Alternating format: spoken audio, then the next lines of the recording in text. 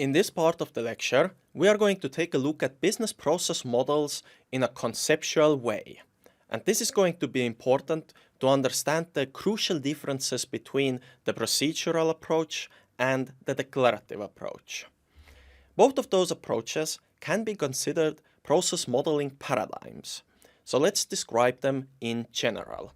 The procedural, or sometimes called an imperative paradigm, is considered to be suitable for predictable processes that have a limited number of exceptions and deviations.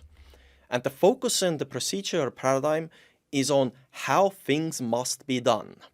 A common analogy would be an automated or partially automated manufacturing line, where the main process is quite clear. Meanwhile, the declarative paradigm is considered to be suitable for unpredictable processes that have a high number of exceptions and deviations. And the focus of the declarative paradigm is on what must be accomplished.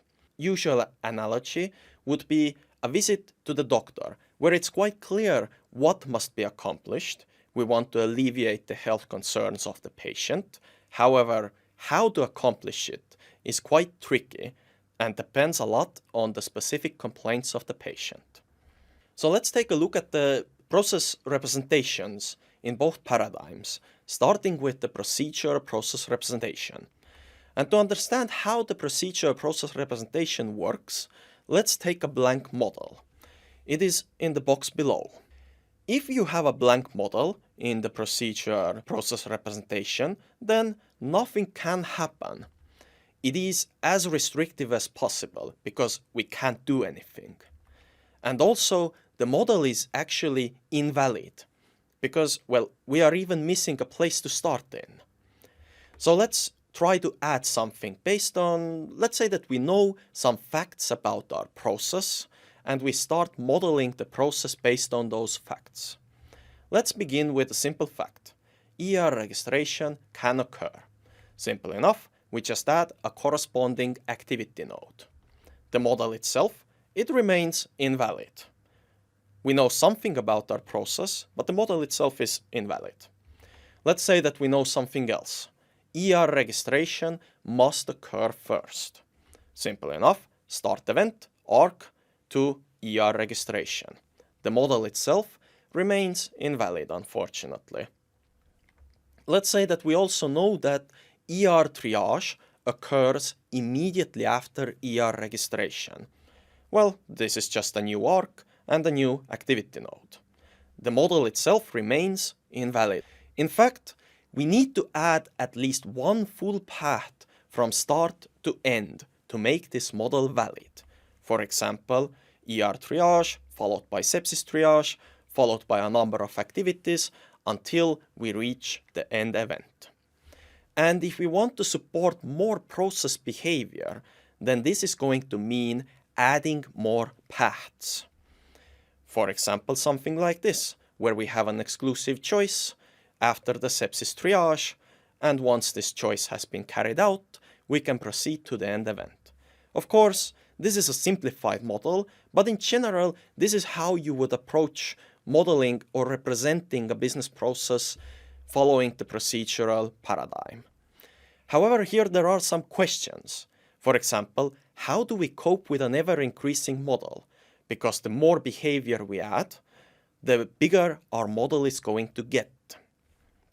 And can we avoid over-specifying the process? Because based on a procedural model, we can only do what is specifically mentioned in the process model. And do we actually also add a path for something that occurs once in a million executions? If you say yes, then perhaps once in a trillion. At some point, there comes a limit where an execution path is so rare that it doesn't make that much sense to put it on the process model. And this is kind of the place where we reach the age-old question of theory versus practice. In theory, a procedural process model will include all execution paths, while also excluding all prohibited execution paths. In practice, we often don't follow that theory. We might represent only the main flows. We might exclude rare execution paths. We might make simplifications, even in the main flow. For example, by omitting intricacies of each decision, upper and lower bounds on repetition, and so forth. But let's take a look at the declarative process representation now. As before, let's start with a blank model. The model is still in the box below. But now the crucial difference. If we have a blank model in the declarative process representation, then in general, everything can happen. However, note here that there are some declarative languages where this doesn't specifically apply. However, it is a very useful way of thinking about it at the very beginning to understand how the declarative process representation actually works. If we take the approach that everything can happen with a blank model, then a blank model is going to be as flexible as possible. We can do whatever. And technically, it would be a valid model. It is not a very useful one, but a valid model nevertheless. As before, let's start by adding something. And let's go again by the facts that we know about our process. Let's say that we know ER registration can occur. Well, it's simple enough. An activity node just as before. However, now, this time, the model is valid. And it's also a bit more useful. It tells us something about the process. Let's say, as before, that ER registration must occur first. Well, the notation is a bit different here. We add an extra informational part to the ER registration activity node, but the model is again valid, and we have made the model even more useful. Let's say, as before, that we know ER triage occurs immediately after ER registration. Well, as you've seen already on the slide, this is just adding a new activity node and an arc from ER registration to ER triage. The arc itself looks a bit different, but don't worry about the notation in this part of the lecture. And, of course, the model remains valid. But one crucial thing here, do not make the mistake that we are supposed to go in the execution order. We are not. In fact, we can go in the order of importance of the facts that we know about our process. For example, let's say that one very important rule is that if ER sepsis triage occurs, then it is eventually followed by leukocytes.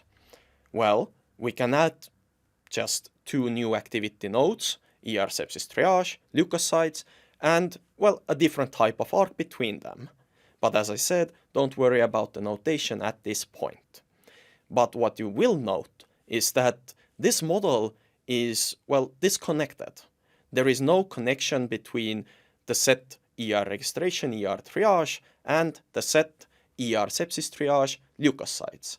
And this model is also valid. Let's take another example. Let's say that another important rule is that if admission NC occurs, then CRP also occurs and vice versa. We will just add two new activity nodes as before, and again a different type of arc between them, signifying this type of relation. And this would be our process model. This is perfectly valid, and we can use it.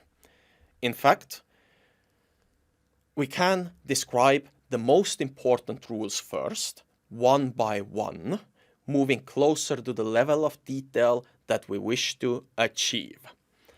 And in doing so, whatever we leave undescribed, this is going to be up to the process worker to decide. For example, should the process worker do ER sepsis triage right after ER triage? Well, the model doesn't specify it, so in this case, it would be up to the doctor to decide if that is the best course of action for the given process instance. This difference can be summarized into something known as the closed world versus the open world. So closed world would be your imperative approach. If it is not in the model, then it is not allowed.